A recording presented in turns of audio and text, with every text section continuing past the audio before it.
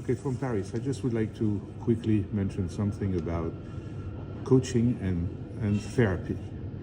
As you know, coaches are not therapists. There is no diagnosis, and there is no really much about past. It's the current situation and the future, how it is projecting. Any situation of today, how do you see eventually yourself going somewhere in the future? But about the past, it explains so much things. For example, a situation of self-confidence.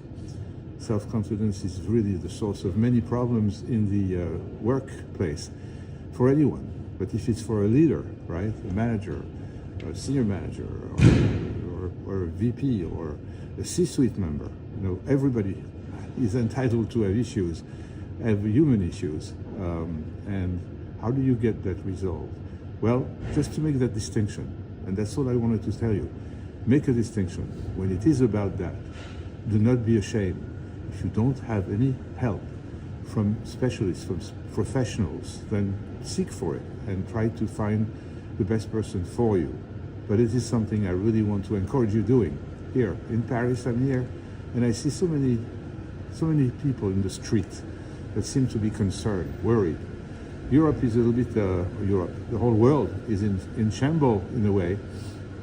Or you see it a different way and you say, well, we still have the potential and the human beings are capable of turning things around when they show some signs of crisis or difficulties. There is difficulties, identity difficulties. I see really people really looking for finding some kind of a source for themselves to know where they are. It's been the case for many generations, but there's something about this one where it's too much dependent on technology and on the internet, and it's so confusing.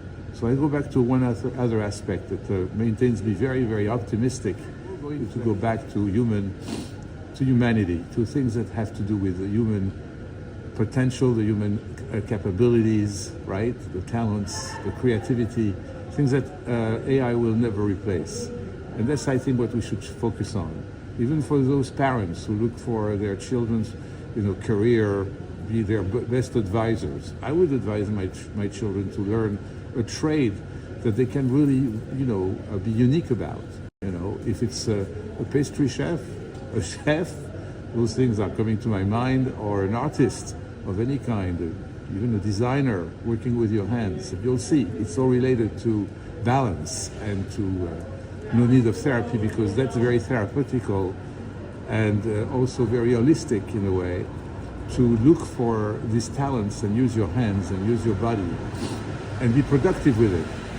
So this is what I go back to. I think the balance, the first answer to any self-confidence issue or psychological issue, is to separate ourselves from this technology and this AI obsession, because we are capable and we are totally capable. And this is why we need to go back to some sources and to be human.